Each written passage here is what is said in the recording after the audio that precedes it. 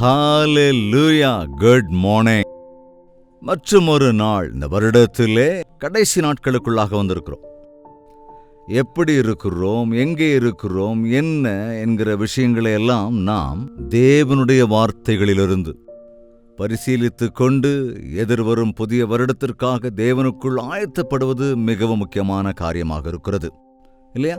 வாருங்கள் ஜெபத்தோட கூட. பரிசுத்தமும் அன்பும் உள்ள பிதாவே, நாட்கள் கடந்து கொண்டே இருக்கிறது. எங்கள் வாழ்க்கையில் நீர் விரும்பின இடத்திற்கு நாங்கள் வருவதற்கு கிருபையருள வேண்டும் என்று கிறிஸ்துவின் நாமத்தில் வேண்டிக் கொள்கிறோம் பிதாவே, ஆமென்.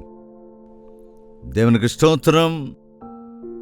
மிக மிக வேகமாக டிசம்பர் மாதத்திலே வருடத்தின் கடைசி நாட்களிலே நிற்கிறோம்.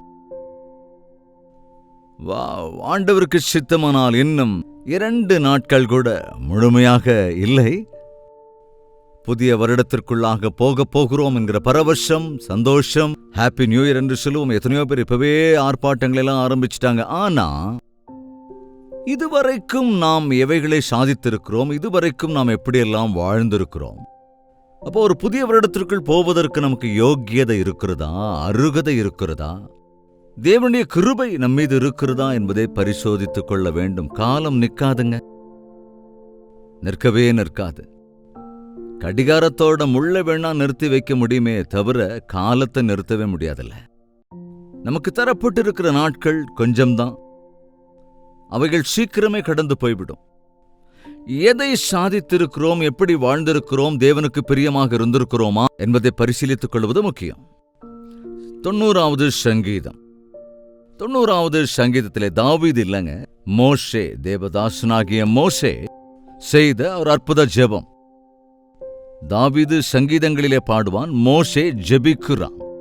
ஜெபத்தையே சங்கீதமாய் மாற்றி நாட்களிலே நாம் பாடுவது கூட வழக்கமாயிருக்கிறது. 90வது சங்கீதத்திலே 12ஆம் வசனத்திலே மோசே இப்படி சொல்லுகிறான், கவனிங்க. ஆண்டவரே, நாங்கள் ஞான இருதயமுள்ளவர்களாகும்படி எங்களுக்கு ஞானமுள்ள இருதயத்தை அருளிச் செய்யுங்க.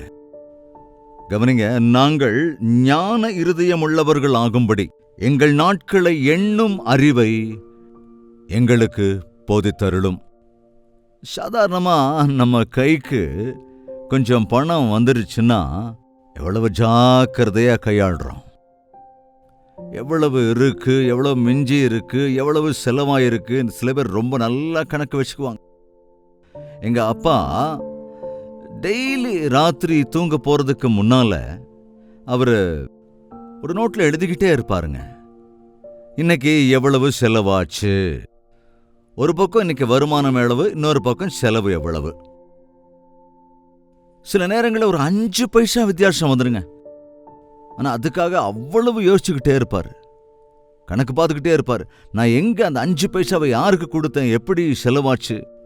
அதுக்கப்புறம் திடீர்னு ஞாபகம் வந்துடும், அந்த சோடா கடைக்கு போனல, சோடா வாங்கினதுல 5 பைசா அப்படின்னு அந்த கணக்கை உடனே எழுதிடுவாருங்க.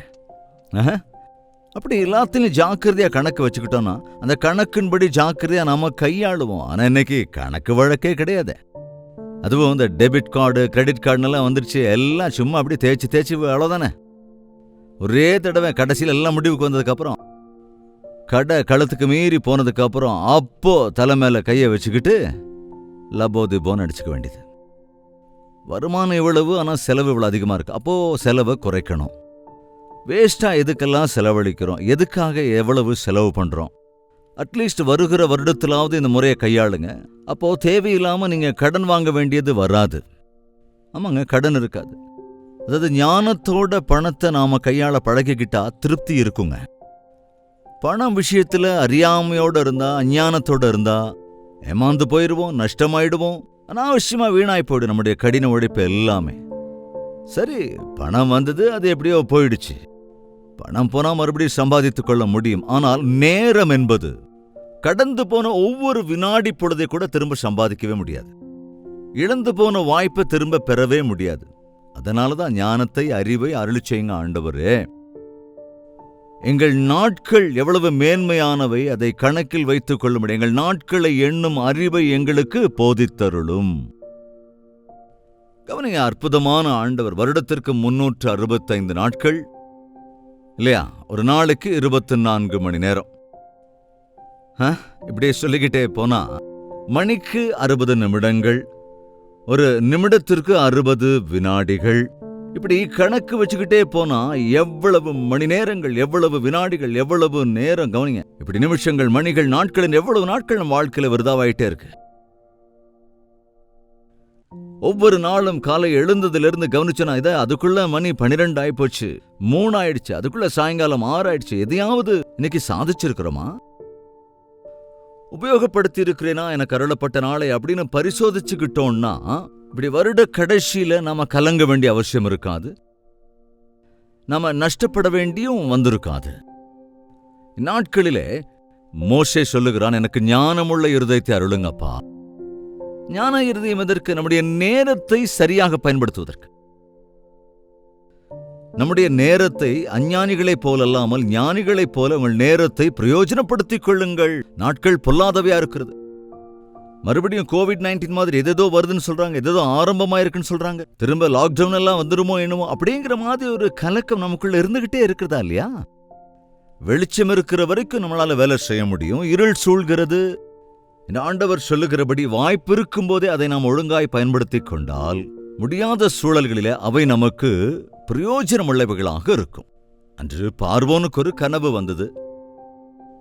அதுல முதல்ல நல்ல கொழுத்த பசுக்களை கண்டான். அதற்கப்புறம் எலும்பு கூடா இருக்கிற மாதிரி பசுக்கள், இந்த அவலட்சணமா கேவலமா இருந்த பசுக்கள், நல்ல கொழுத்த பசுக்களை பட்சித்து போட்டது. மறுபடியும் அவலட்சணமா தான் இருந்தது.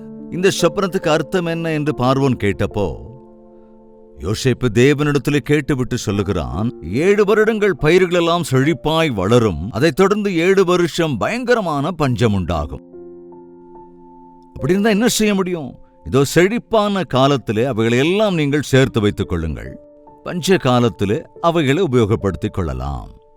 நாம நேரத்தையோ அல்லது பணத்தையோ நம்முடைய வாழ்க்கையையோ அவற்றில் எப்போ ஆயத்தமா இருக்கிறோமோ அப்போ ஆயத்தமா இருக்கணும், எப்போ சேர்த்து வைக்கணுமோ அப்போ சேர்த்து வைக்கணும், எப்பொழுது விதைக்க வேண்டுமோ அப்போ விதைக்கணும். அப்போ நம்முடைய வாழ்க்கை பாக்கியமாகும், தேவனுக்கும் விருப்பமானவர்களா இருப்போம். எங்களுக்கு ஞானமுள்ள இருதயத்தை அருளும், எங்கள் நாட்களை எண்ணும் அறிவை எங்களுக்கு போதித்தருளும். இந்த வருடத்தினுடைய கடைசி நாட்கள்ல இருக்கிறோம் இல்லையா? இன்னும் 2-3 நாட்கள் தானே இருக்கிறது. 365 நாட்களின் கடைசியில் இருந்து கொண்டிருக்கிறோம். 363 நாட்கள் ஆகிவிட்டது இந்த 2023ஆம் வருஷத்துல. தேவனுடைய கிருபையினாலே கடந்த வருடங்களில் இருந்தது போல இந்த COVID-19 மாதிரி எதுவும் இருக்கல, வேறு காரணமும் இருக்கல. தேவன் அவ்வளவா நம்மை காப்பாற்றியிருக்கிறார், இரக்கம் காண்பித்திருக்கிறார். எல்லாவற்றையும் பெற்றுக்கொண்டிருக்கிறோம், ரெஸ்டோர் ஆகிவிட்டோம். திரும்ப ஜாப்ஸுக்கு போக ஆரம்பிச்சாச்சு. காலேஜஸ், ஸ்கூல்ஸ் எல்லாம் திறந்து எல்லாம் போயிட்டு இருக்காங்க. இந்த வருடம் முழுக்க அந்த மாதிரி எந்த பிரச்சனையும் இல்லாம எல்லாமே சுமூகமா தான் நடந்திருக்கிறது இல்லையா? அப்ப இவைகளுக்காக தேவனை துதிக்கணுமா வேண்டாமா? தேவன் கதவுகளை திறந்த பிறகு, எல்லாவற்றையும் ஏற்பாடு செய்த பிறகு அதை நாம் பிரயோஜனப்படுத்தி இருக்கிறோமா என்பதை இந்த கடைசி நாட்களிலாவது கொஞ்சம் யோசிக்க வேண்டும். இவ்வளவு நாட்களின் வாழ்க்கையில் கடந்து கொண்டே இருக்கிறதே. கேலண்டர்ல வருடங்கள் மாறி மாறி வரும். நம்முடைய வாழ்க்கையிலும் இந்த வருடங்களை நமக்கு அருளியிருக்கிறார். இந்த உலகத்தின் ஆரம்ப நாட்களில் இருந்து இந்த உலகத்தின் முடிவு பரியந்தம் நம்மள யாருமே இருக்க முடியாது. அங்கே மோசே சொல்லுகிறான் பாருங்க, 10வது வசனத்தில் நான் பார்க்கிறோம், எங்கள் ஆயுசு நாட்கள் 70 வருஷம், பலத்தின் மிகுதியால் 80 வருஷம். மனிதனுடைய ஆயுள் எவ்வளவுங்க? 70 வருடங்கள். கொஞ்சம் பலம் மிகுதியா இருந்தா 80 வருடங்கள், அவ்வளவுதான். இப்படித்தானே பாதி வயது நாட்கள்ல நம்ம தாண்டியாச்சு. ஒருவேளை மருந்து மாத்திரை அப்படின்னு ஆபரேஷன்ஸ் எல்லாம் செஞ்சுக்கிட்டு தேவனுடைய கிருபை இருந்தா இதெல்லாம் செய்யாமலே கூட ஆயுள் நீண்டிருக்கும். இன்னும் சிலர் கொஞ்சம் 100 வருடங்கள் அல்லது 110 வருடங்கள் கூட, அதெல்லாம் தேவனுடைய கிருபையினால அத்தனை நாட்கள் வாழ முடியும். ஆனா அது எத்தனை காலம் வாழ்ந்தோம் அப்படிங்கிறத விட நல்லா கவனிங்க, எப்படி வாழ்ந்தோம் என்பதே ரொம்ப முக்கியம். அது காக்கா மாதிரி காக்கான்னு எப்போதும் எல்லாரையும் டிஸ்டர்ப் பண்ணிக்கிட்டு அதை இதன்னு அபகரித்துக்கிட்டு போற காக்காவை போன்ற வாழ்க்கை எத்தனை வருஷம் வாழ்ந்தா என்ன பிரயோஜனங்க? பிறருக்கு மனசுல ஒரு சந்தோஷத்தை கொடுத்து பூரிப்புக்குள்ளாக்குகின்ற ஏதோ ஒரு குறுகியான வாழ்க்கையோ சின்ன வாழ்க்கையோ, ஆனால் பிறருக்கு பிரயோஜனமுள்ள வாழ்க்கை வாழ்வதுதான் மேலானது. அதாவது எத்தனை காலம் வாழ்ந்தோம் என்பது முக்கியமல்ல, எவற்றை சாதித்திருக்கிறோம் என்பதே முக்கியம். நம்முடைய குடும்பத்துக்காக எதை சாதித்திருக்கிறோம், நம் பிள்ளைகளுக்கு என்னவெல்லாம் கற்றுத்தந்திருக்கிறோம். நீ எவ்வளவோ சொத்து சுகத்தை சேர்த்துக்கிட்டாலும், என்னென்னவோ சம்பாதிச்சு வச்சிருந்தாலும், உன் பிள்ளைகளை யோக்கியர்களாக வளர்க்காவிட்டால் என்ன பிரயோஜனம்? நீ சம்பாதித்து வைத்திருக்கிற சொத்தோ பெற்றிருக்கிற பெயரோ புகழோ எதுவுமே நிலைநிற்காதே. பிள்ளைகளோட நேரம் செலவழிக்கிறீங்களா? பிள்ளைகளுக்கு தேவனை குறித்து கற்றுத்தரீங்களா? தேவனோடு கூட நேரத்தை செலவிடுகிறீர்களா? எப்ப பார்த்தாலும் பணத்துக்காகவே வேலை வேலைன்னு, வியாபாரம் வியாபாரம்னு பகலாம். ஞாயிற்றுக்கிழமை ஆலயத்துக்கு கூட வராம, அட்லீஸ்ட் ஒரு அரை மணி நேரம் தேவனுடைய வார்த்தைக்கு இடம் தராம, என்னென்னமோ சாதிச்சிட்டேன் அப்படின்னு நீ சொல்லிக்கிட்டு இருந்தானா உண்மையிலேயே அதுல பிரயோஜனம் இருக்கா? வெறும் கடன் தான் கடைசியில மெஞ்சும். திவால் ஆயிட்டாங்க எத்தனையோ பேர் நாம பாக்குறோம்ல. தேவன் ஆசீர்வதித்தால்தான் அது என்றென்றைக்கும் ஆசீர்வாதம். இந்த வேளைக்கு தேவையானதை தேவன் எனக்கு அருளிவிட்டார் போதும் என்கிற திருப்தியோடு இருக்கிற போது தேவனோடு கூட நேரம் செலவழிக்க தேவையான டைம் கிடைக்குங்க. எங்கள் ஆயுசு நாட்கள் 70 வருஷம், பலத்தின் மிகுதியால் 80 வருஷமாயிருந்தாலும் அதன் மேன்மையானது வருத்தமும் சஞ்சலமுமே. எவ்வளவு பணக்காரனா இருந்தாலும், எவ்வளவு பெரிய ஆளா இருந்தாலும், எவ்வளவு பெரிய மேதாவியா இருந்தாலும், இந்த உலகத்திலே மனிதன் வாழ்கிற வாழ்க்கை என்பது மாயைதான், சஞ்சலம்தான். பிரயாசப்பட்டு ஒரே பரபரப்புக்குள்ள பதட்டத்தோட தான் இருக்கிறான் இன்னைக்கு மனுஷன். சில நேரங்களில் ஒரு பயங்கர சலிப்பு வந்துடும். காலையில் எழுந்துச்சா ரொட்டீன், அதே வேலை, அதே உத்தியோகம், அதே பணம், அதே ஓட்டம். காலையில் எழுந்துன்னு குளிக்கணும், உணவை ஆயத்தமாக்கணும், டியூட்டிக்கு போறது, அங்க வேலை பார்க்கறது, இங்க வீட்டில் இருந்து பிள்ளைகளை ஸ்கூலுக்கு அனுப்புறது. இதே ரொட்டீன் தானங்க. காலையில் எழுந்திருந்து தூங்குற வரைக்கும் இப்படி வேலை வேலை வேலை வேலை வேலைன்னு சலிச்சு போயிட்டோன்னு சொல்றீங்க இல்லையா? அதில் என்னங்க சாதிச்சிருக்கோம்? வருஷம் முழுக்க பிள்ளைங்களை ஒழுங்கா ஸ்கூலுக்கு அனுப்பி கடைசியிலும் பிள்ளைங்க அந்த ஸ்கூல்ல ஃபெயில் ஆகும்போது அது எவ்வளவு வேதனையை கொடுக்குது. இன்னைக்கு நாள் முழுக்க சம்பாதிக்கணும்னு கடினமா உழைச்சிட்டு கடைசியில் அது விருதா அப்படின்னு தோணுனா அது எவ்வளவு கஷ்டமா இருக்கும். அன்னைக்கு பேதுரு யோவான்லாம் சொன்னாங்களே, ராம் முழுவதும் பிரயாசப்பட்டோம், மீன் எதுவும் அகப்படல. நான் சொல்ற மாதிரி செய்யுங்க, நான் போட சொல்ற இடத்துல வலைய போடுங்க, அப்புறம் நீங்க ஆசீர்வதிக்கப்படுவீர்கள் என்று ஆண்டவர் சொன்னபோது ஆண்டவருடைய வார்த்தைக்கு கீழ்ப்படிந்து ராம் முழுக்க பிரயாசப்பட்டதை காட்டிலும் ஒரு முறை தேவ வார்த்தையின்படி வலையை வீசிய போது அளவற்ற ஆசீர்வாதம். அதே போல நம்முடைய வாழ்க்கையில வாழ்நாள் முழுக்க பிரயாசப்படுறோம், ஆனால் தேவ ஆசீர்வாதம் அதில் இருக்கிறதா? தேவ சந்நிதி முன் வைத்து செய்கிறோமா? அப்ப ஆசீர்வதிக்கப்படுவோம். கொஞ்சம் யோசிச்சு பாருங்க, உங்க வாழ்க்கையில காலையிலிருந்து சாயங்காலம் வரைக்கும் அல்லது 24 hours நீங்க எப்படி கழிக்கிறீங்க அப்படிங்கிறத யோசிச்சு பார்த்தீங்கன்னா, இன்னைக்கு ஒரு மனிதருக்கு 60 வயது, நான் அவர் 20 வருட காலம் தன் வாழ்க்கையில தூங்கியிருக்காரு. அதாவது 8 மணி நேரம் மட்டும் தூங்கினா, அதுக்கு மேல தூங்கினா கணக்கு எங்கேயோ போய் நிற்கும். 20 வருஷம் தூக்கத்துக்கு, வேலைக்கு ஒரு 3 வருஷம், சாப்பிடுற நேரம் 1.5 வருஷம், இன்னும் சில பேருக்கு ஒரு 2 வருஷம். அதே போல நம்முடைய ஆடை அலங்காரத்துக்காக அட்லீஸ்ட் ஒரு 2 வருஷம். அதே போல படிப்புக்காக மினிமம் ஒரு 10 வருஷங்கள். அதே போல வேலை செய்யறதுல ஒரு 20 வருஷம், அதாவது 8 hours டியூட்டி பார்த்தா. இப்படி நம்முடைய வாழ்க்கையில நேரம் எல்லாம் உலக பிரகாரமான காரியங்களுக்காகவே ஓடிட்டு இருக்கோம். அப்ப ஆண்டவருக்காக போறது எவ்வளவு தெரியுமாங்க? 6 மாதம், வெறும் 6 மாத காலம் தானே ஆண்டவருக்காகவாம். சில பேருக்கு அது கூட இல்லைங்க. வாழ்க்கையில 60 வருட கால வாழ்க்கையில 6 மாதத்தை மட்டும்தான் தேவனுக்காக தந்திருக்கிறோம். தேவனோடு செலவிடும் ஒவ்வொரு வினாடியும் நாம் ஆசீர்வதிக்கப்படுகிறோம். அவரோட கூட இருக்கிற ஒரு நாள் 1000 நாளை பார்க்கலும் மேன்மையானது. கவனிங்க, நம்முடைய வாழ்க்கையில இந்த உலக பிரகாரமான பிரயாசங்களில நாம சாதிக்கிறது ஒன்னும் கிடையாது. காற்று பிடிக்கிறதுக்கு பிரயாசப்படுறதும் இதுவும் ஒண்ணுதான். ஞானியான சாலமோன் அப்படித்தான் அதை நமக்கு சொல்லி இருக்கிறான். எங்கள் நாட்களை எண்ணுகிற அறிவை போதித்தருளும், எங்கள் நேரத்தை பிரயோஜனப்படுத்திக் கொள்ளுகிற அறிவை எங்களுக்கு தாரும், எங்களுக்கு ஞானமுள்ள இருதயத்தை அருளுங்க ஆண்டவரே. இந்த உலகத்திலே ஒரு பயங்கரமான முட்டாள் யாரு அப்படின்னு ஒரு தடவை ஒரு ஆய்வு நடத்தினாங்களாம்.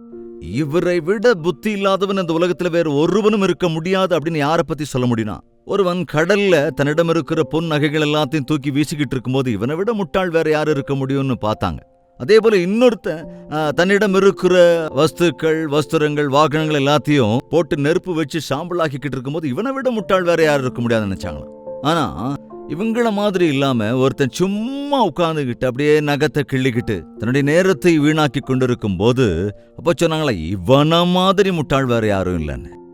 கடல்ல போட்ட பொண்ணை திரும்ப சம்பாதிக்க முடியும், எரிந்த வஸ்துக்களை திரும்ப சம்பாதித்துக்க முடியும், ஆனா கடந்து போன நேரத்தை திரும்ப பெற முடியாது.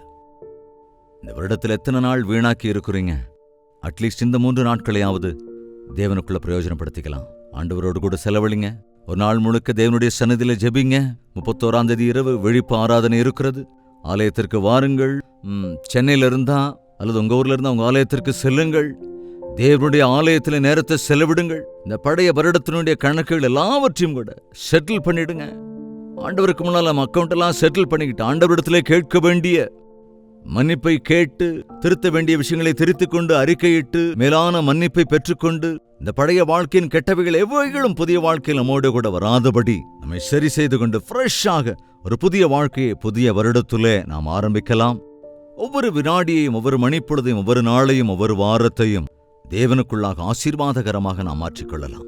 ஜெபிக்கலாமா? பரிசுத்தமும் அன்பும் நிறைந்த பிதாவே, தனதின தியானத்தில் ஒருமனப்பட்டிருக்கிற ஒவ்வொரு பிள்ளைகளும் எங்கள் நாட்களை கணக்கில் கொள்ளும்படி எங்களுக்கு போதித்தருளுங்க ராஜா. எங்கள் நேரத்தை பிரயோஜனப்படுத்திக் கொள்ள எங்களுக்கு உதவி செய்யுங்க அப்பா. கடந்து போன ஒரு நாள், ஒரு வினாடி கூட இனி திரும்ப கிடைக்காது என்பதை உணர்ந்து தேவனுக்கு பிரியமானவர்களாய், தேவனை மகிமைப்படுத்துகிறவர்களாய், நிரந்தரமாய் தேவனுக்குள் நிலைத்திருக்கிறவர்களாய் எங்கள் நேரத்தை பிரயோஜனப்படுத்திக் கொண்டு உமக்குள் கழிக்கிற ஒவ்வொரு வினாடியும் எங்களுக்கு மேலான ஆசீர்வாதம் என்பதையும் அதுதான் வளர்ச்சி என்பதையும் உணர்ந்து தேவத்தோடு ஆரம்பித்து நாள் முழுவதும் உமக்கு பிரியமான வாழ்க்கை வாழ்வதற்கும் உம்மை மகிமைப்படுத்துவதற்கும் கிருபை அருளி இந்த வருடம் முழுவதும் ஆண்டவரே எங்களை உம்முடைய ஆவியினாலே நிரப்பி ஆசீர்வதிக்க வேண்டும் என்றும், எங்கள் கணக்கை சரி செய்து கொண்டு புதிய வருடத்திற்குள் பிரவேசித்து உம்முடைய சாட்சியாய் நிற்பதற்கு உம்முடைய கிருபை அருள வேண்டும் என்றும் கிறிஸ்துவின் நாமத்தில் வேண்டிக் கொள்கிறோம் பிதாவே, ஆமேன். நம்முடைய கர்த்தராகிய இயேசு கிறிஸ்துவினுடைய கிருபையும் பிதாவாகிய தேவனுடைய அன்பும் பரிசுத்தாவின் அந்யோன்ய ஐக்கியமும் சந்தோஷமும் சமாதானமும் நம் அனைவரோடும் இன்றும் என்றும் சதா காலங்களிலும் தங்கி தரித்திருப்பதாக, ஆமேன். தேவனுக்கு ஸ்தோத்திரம். தனிமையில் உபவாசம் இருந்து ஒரு நாளை தேவ சமூகத்திலே செலவிடுங்கள். உங்கள் ஜெப தேவைகளை 8939801234 என்ற நம்பருக்கு ஒரு டெக்ஸ்ட் அல்லது வாய்ஸ் மெசேஜ் மூலமாக வாட்ஸ்அப்பில் அனுப்பி தெரிவியுங்கள். நீங்கள் எங்கெங்கிருந்து பார்த்தாலும் லைவ் சாட்டுக்கு வந்து உங்கள் பெயர் விவரங்களையும் பதிவிட்டு விடுங்கள். அதேபோல டாக்டர் ஜெயபால் யூடியூப் சேனலை சப்ஸ்கிரைப் செய்து கொள்ளுங்கள். லைக் செய்து ஷேர் செய்து பிறருக்கும் ஆசீர்வாதத்தை பகிருங்கள். தேவனுடைய சந்நிதியிலே நம்முடைய இருதயங்களை நாம் ஊற்றி அவருடைய வாக்குத்தத்தங்களை பெற்றவர்களாய் அடுத்த வருடத்தில் நாம் பிரவேசிக்க நம்மை நாமே ஆயத்தப்படுத்திக் கொள்ள வேண்டும். ஆண்டவருக்கு சித்தமானால் வரும் 31ஆம் தேதி இரவு சரியாக 8 மணியிலிருந்து அதிகாலை 1 மணி வரைக்கும் விழிப்பு ஆராதனை, வாட்ச் நைட் சர்வீஸ் இருக்கிறது. கூடுமானவர்கள் வந்து எங்களோடு சேர்ந்து புதிய வருடத்திற்குள் இணைய பிரயாசப்படுங்கள். அதேபோல புதிய வருடத்தின் ஆராதனையும் இருக்கிறது. அந்த புது வருட ஆராதனையிலும் கூட நீங்கள் தவறாமல் பங்கு கொள்ளும்படியாக உங்களை மனப்பூர்வமாய் வரவேற்கிறேன். நேரத்தை பிரயோஜனப்படுத்திக் கொள்ளுங்கள். நீங்கள் இருக்கிற இடங்களிலே, உங்களுடைய ஆலயங்களிலே தேவனுக்கு முன்பாக சாட்சியாய் வாழ்ந்து உங்களுடைய வாழ்க்கையை ஆண்டவருக்கு அர்ப்பணித்து எல்லா விஷயத்திலும் ஆண்டவருடைய சித்தம் உங்கள் வாழ்க்கையில் நிறைவேறும்படியாக ஜெபத்தோடு காத்திரு. தேவனுக்கு சித்தமான நாளை இதே நேரம் இதே அனுதின தியானத்தில் மறுபடியும் நாம் சந்திக்கலாம். அதுவரைக்கும் தேவனுடைய மகா கிருபை உங்களுக்கு துணையாயிருப்பதாக.